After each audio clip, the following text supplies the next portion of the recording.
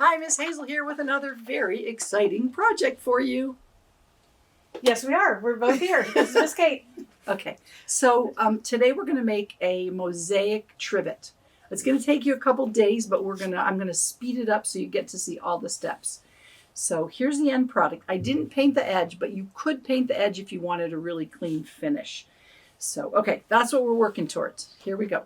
So first we're using something, we found out it's called high density fiberboard, which is really hard to find. You can get medium density fiberboard or MDF. So, and this one is 6 inches by 6 inches. So it was easy to do the math on how many tiles I needed.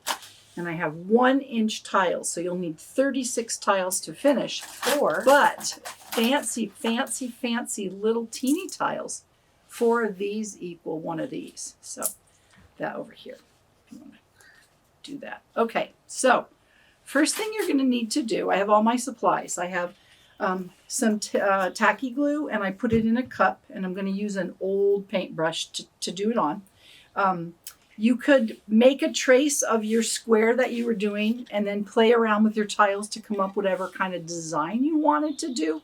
I'm not going to do that. Here I just did a random design because I thought that was pretty. And actually this is the very first time I ever did this. So just know that you could do it. All right. So I'm going to start with some glue, paintbrush with my glue, and I'm going to work it 1 row at a time. I think that was the best system as a beginner. That way I could keep track of my design.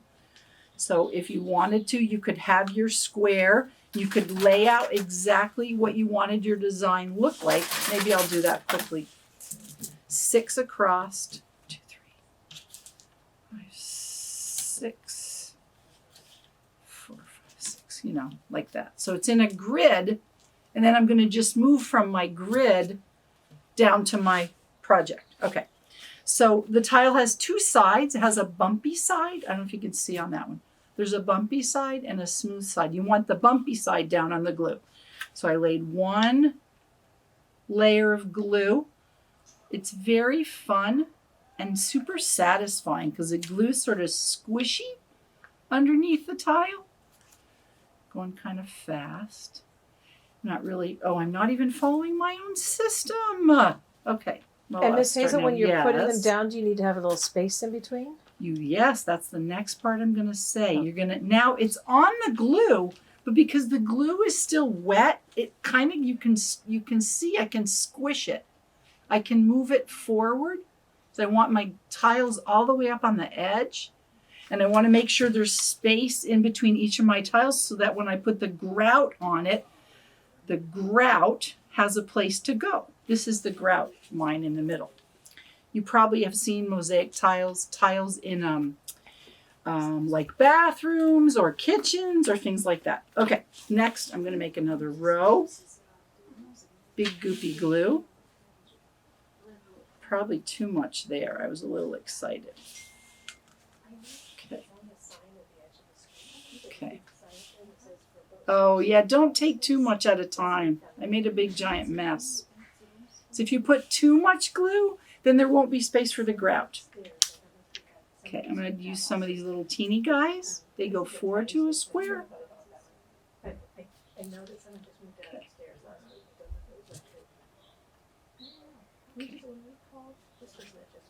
4.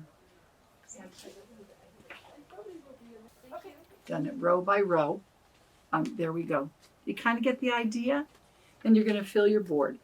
I think people do it different ways, but because I am a novice, which means I'm really new at this, for me, the easiest way was to go line by line. I think I've seen people do the outside and fancy designs, but because mine is just kind of a grid of 1 inch squares, that's how I did mine. And then, see, when I held it up, they kind of slid.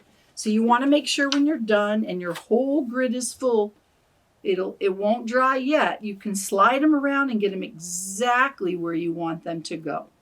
All right, so that's that. Now I'm going to jump ahead to this square that I made, a smaller square that I made yesterday, right, Miss Kate? I made this one yesterday, and I let it dry. You must let it dry overnight, because if you start to grout and it's not dried down, you're going to have a big hot mess. Okay, Now the exciting grout step. Okay, so I have my grout. It's sanded grout and it's white. They come in all different colors, but that's what I have. And I'm going to use 1 spoonful at a time and mix it in.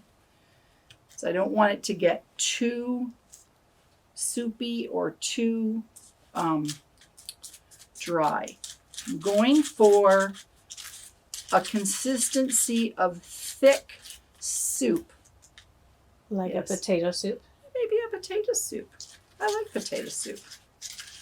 Okay, I don't know if you can see. So it's kind of a little bit runny, like that. That's about right. You don't want it too wet. Okay, now, this is the kind of fun part.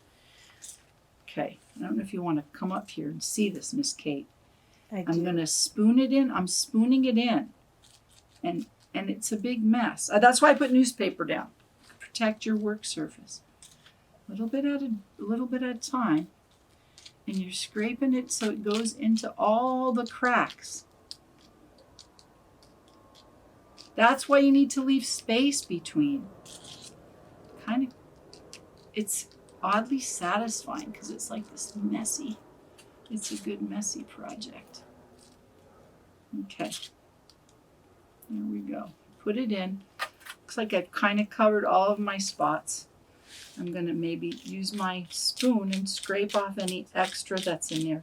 This is not an exact science. It doesn't, for me anyways, with this project. Okay, so I kind of scraped it off and I kind of looking at it. As you can see, I'm looking at it and it looks to me like I've gotten most of the cracks. I want to make sure to get the edge, that it drips down on the edge, because I can clean the edge, but you don't want any holes. Okay. Also, I tried like pounding a little bit because the cracks are small. Now, I'm going to use my water and my sponge. It can be any kind of a sponge. And I'm going to just wipe off most of the excess. Excess is another word for extra. I'm wiping off all the extra. I don't want to wash it all the way clean. I'm going to leave it there and maybe wait about 15 minutes and then come back and check on it. Because yesterday when I did this, I had little holes. So you're going to leave it. And then if it has little holes, the grout isn't going to dry like so fast. You're going to go back in with your spoon of soupy grout. And maybe if you had a little hole or you missed a spot, you get it in there. Cover it all up. Make sure you get all the spots. Go again with your sponge. And then after, again, maybe 15 minutes, you can come in. And you can leave it like this. You want to kind of clean them. Then after it's all the way dry, you're going to use maybe a few hours later. I think you said 6. 6. Well, 6 hours later. I don't actually know how long the grout takes to dry, but you can clean it up. You can wash it off. And then, maybe the next day when it's all the way dry, you can do a nice clean on it like I did there. I also heard on another video that they used a little bit of vinegar in their water, but I think because our project is so small, that's probably not necessary. So I don't know if there's anything else. Oh, and then I think, again, I mentioned this at the beginning, if you want to paint the edge so you have a clean sort of finish, and then you can put it on your stove and put a hot pot on it. That'll be safe. Or you could just have it in your house because you made something really cool, or you could give it to grandma.